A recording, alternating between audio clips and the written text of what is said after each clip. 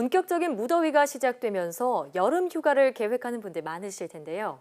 우리가 여름마다 바캉스를 떠나는 심리는 무엇일까요? 네, 오늘 생각연구소에서는 바캉스 심리학에 대해 알아보겠습니다. 연세대학교 심리학과 이동규 교수와 함께합니다. 네, 안녕하세요. 어서 오세요. 안녕하십니까. 네, 요즘 휴가철을 맞아서 바캉스 휴가 계획하시는 분 많은데 교수님은 혹시 다녀오셨나요? 저는 짧게 다녀왔습니다. 사람들이 많이 없을 때. 아, 갔다 왔어요. 그러세요? 두 분 어떠신가요? 네. 갔다 오셨어요? 저는 지난주에 국내 네. 이제 동해 바다 보러 속초를 좀 다녀왔는데요. 네. 네, 황보 앵커는 저는 계획 중인데요. 자, 이처럼 우리가 여름을 앞두고 늘 휴가 시즌 때문에 설레게 되잖아요. 네네. 여름에 우리가 바캉스를 떠나게 되는 심리는 무엇일까요? 그게 원래 이제 그 바캉스란 말 자체가 휴가라는 뜻의 프랑스어거든요. 예. 근데 이제 프랑스는 1년 동안에 유급 휴가가 1개월이 넘는다고 합니다. 와. 그러니까 휴가철이 되면 대도시가 텅텅 비는 그런 현상이 생기는 거죠. 예. 근데 이제 한국에서도 사실 이제 바캉스 문화가 들어온 게 1970년대 중반부터 이제 시작이 되는데요. 바캉스를 떠나는 심리 생각해 보면은 그 바캉스란 말 원래 어원은 라틴어거든요. 네. 뜻이 자유예요. 자유요. 네, 일상에 찌든 그런 생활이라든지 힘든 거 이런 걸 다 털어버리고 여유롭고 자유롭게 여행을 가본다. 이런 뜻이 가장 중요하니까 자유로운 거를 추구하는 그런 심리가 담겨 있다고 봐야 되겠죠. 네. 그 뭔가 일상생활을 벗어나는 것 자체가 사람으로 하여금 뭔가 좀 여유를 갖게 하고 또 감정도 섬세해지고 자기 삶에 대해서 좀 몰입할 수 있는 기회를 줄 수 있다고 보겠습니다. 또한 사실 여름에 휴가철을 갈 때 보면 대부분 날씨가 무덥잖아요. 네. 좀 시원한 곳으로 가고 싶은 그런 마음도 있고 또 그때가 되게 이제 학생들이 방학하는 시즌과 맞물리니까 예. 함께 가는 경우가 많습니다. 예. 또 한 가지는 이제 다른 사람 다 가는데 우리도 가야지 이런 심리도 작용하는 것 같아요. 그렇겠네요. 네. 근데 요즘에 휴가에 대한 인식이 조금씩 바뀌고 있는 것 같아요. 네. 꼭 외부로 떠나는 것이 휴가가 아니라 꼭 바캉스에 대한 인식이 좀 변화가 된 것 같은데요. 네, 그래서 통계 자료를 좀 찾아봤더니요. 네, 엠브레인 모니터에서 만 19세에서 59세 수도권에 있는 성인 남녀 1,000명을 대상으로 설문조사를 해봤어요. 질문은 여름 휴가 때 여행을 가지 않아도 된다. 여기에 대해서 얼마나 동의하느냐 물어봤더니 네. 그게 점점 늘어나고 있답니다. 예, 이게 이제 매년 조사를 해봤는데 2014년에는 48.5%, 한 절반 조금 안 됐죠. 네. 15년에는 51.7%, 그리고 2017년에는 53.2%, 네. 2018년에는 무려 63.2%가 그렇습니다. 갈수록 늘어나네요. 10명 중 6명은 사실은 꼭 그 여행지로 안 가도 된다, 휴가를. 네. 이렇게 얘기하고 있어요. 사실 이해가 가는 게 성수기에 휴양지에 가서 사람들한테 막 치이는 것보다는 네, 맞아요. 집이나 가까운 데 가서 편하게 쉬고 싶다 이런 분들이 많은 것 같아요. 자, 그런데 이런 사람들을 지칭하는 신조어가 있다고요? 네, 요즘 신조 참 많이 나오는데요. 네. 네, 가르쳐서 이런 문화를 즐기는 사람들을 스테이케이션이라고도 네. 하고요. 또 하나는 신코쿠닝족이라고도 부릅니다. 네. 원래 스테이케이션의 말은 영어에 머무르다는 스테이에다가 그다음에 휴가를 뜻하는 베이케이션이 합쳐진 단어이고요. 네. 그러니까 멀리 떠나지 않고 집 근처에서 휴가를 즐긴다 이렇게 생각하시면 되겠고 네. 코쿠닝 원래 코쿤이라고 하는 거는 사실 누에고치를 말하는 거거든요.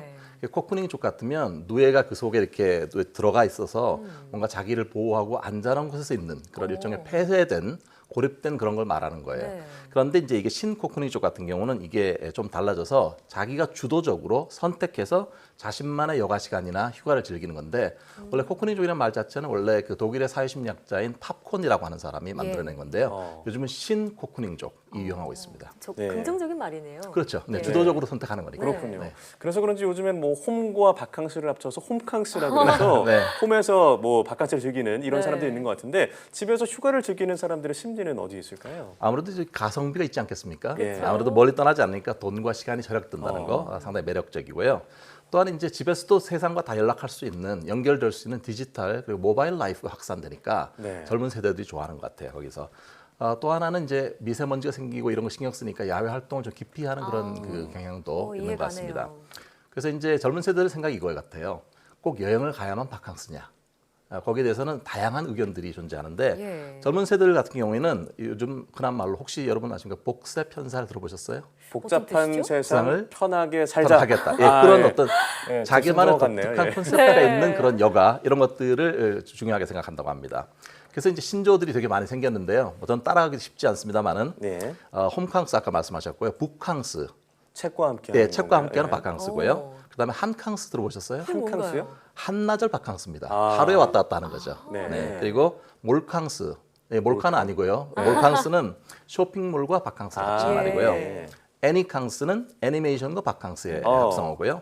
맛캉스, 맛집. 예, 맛집 찾아다니면서 네. 바캉스 즐기고, 그다음 뷰캉스는 뷰리 이런 관련된 거 뷰티, 다니는데. 네. 네. 근데 이제 이게 멀리 가지 않아도 가까운 공간을 찾아간다는 특징이 하나 있고, 또 하나는 일상과 좀 떨어져 색다른 체험을 해보는 거, 그거 네. 자체가 휴가일 수 있다 이런 네. 생각이 있습니다. 한 가지 더 추가하자면 과학과 관련한 체험을 하는 사캉스도 있습니다. 아, 사캉스인가요? 바캉스가 네. 좀 더 어감이 낫지 않을까요? 아, 예. 사캉스요. 예. 자, 그런데 오히려 이 휴가 이후에는요, 정신적이나 또 육체적으로 더 피로감을 느끼는 분들도 적지 않다고 하는데요. 일명 바캉스 증후군이라고 하죠. 아, 예. 이런 심리는 왜 느끼게 되는 걸까요? 이게 참 휴가를 갔으면 좀 자유롭게 쉬고 와야 되는데 오히려 바캉스 증후군을 경험하는 사람들이 많은 것 같아요.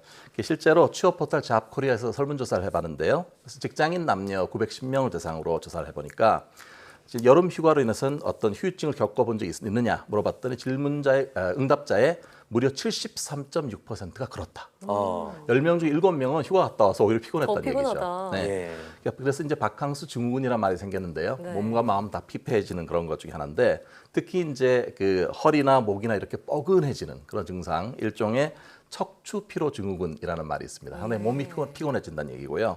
그다음에 이제 갔다 오니까 일이 산더미처럼 쌓여 있잖아요. 이거 하느라고 막 하다 보니까 무기력해지고 힘들어지고 이런 거를 이제 번아웃 증후군이라고 합니다. 네. 그럼 상당히 이제 우울증도 생기고 약간 지나면 업무 능률도 떨어지고 휴가 갔다 오는데 왜 이렇게 힘든 거야 이런 얘기를 이제 하게 되는 거죠. 네, 그래서 뭐 휴가 기간에 너무 막 신나게 놀다가도 오히려 휴가 복귀할 때 걱정되기도 하더라고요. 네. 이렇게 휴가 바캉스 증후군이 발생하는 이유는 무엇일까요? 실제로 이제 바캉스 증후군 이게 뭐 원인은 개인마다 좀 다양하겠지만 아무래도 스트레스가 되게 많아진다는 예. 건데요. 네. 그래서 여름 휴가에서 쉬지 못한 이유가 뭔가 이렇게 물어봤더니 1위는 불규칙한 생활 패턴. 가보니까 이제 일상 패턴이 바뀌잖아요. 휴가 가면. 네. 그러니까 그게 34% 정도가 얘기되고요. 그다음에 휴가 가서도 업무를 하다 보니까 업무로 인한 스트레스가 30.9%가 있고요. 네. 그다음에 이제 휴가 일정을 너무 빡빡하게 해서 과도한 휴가 일정이 13.1%. 네. 그리고 실제로 휴가지 자체에서 경험하게 되는 그런 여러 가지 스트레스 9.7%가 있었습니다.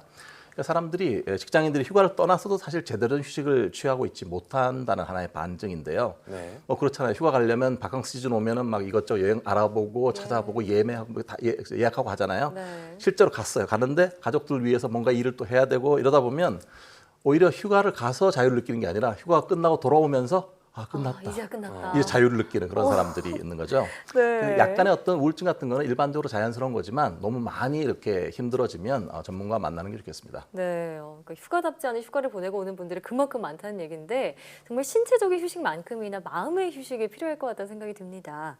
빡빡한 일상 속에서 우리가 마음의 바캉스를 찾을 수 있는 그런 방법은 없을까요?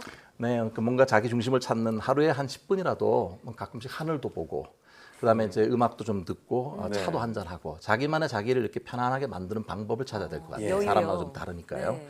예, 그리고 이제 제 생각에는 그동안 자기 정말 열심히 살고 있잖아요. 그런 네. 자기 자신한테 좀 친절하게 좋은 말을 좀 많이 해주는 게 좋겠고 그다음에 이제 가만히 생각해 보면 우리한테 많이 주어진 많은 것들에 대해서 감사할 것도 되게 많아요. 도와주는 분도 많이 계시고 그렇잖아요. 네, 맞습니다. 그래서 연구를 보면 지난번에도 한번 얘기한 적이 있는데 다른 사람을 도울 때, 즉 이타적인 행동을 할 때 긍정적인 정서를 더 많이 경험하고 행복감을 더 많이 경험한다고 합니다.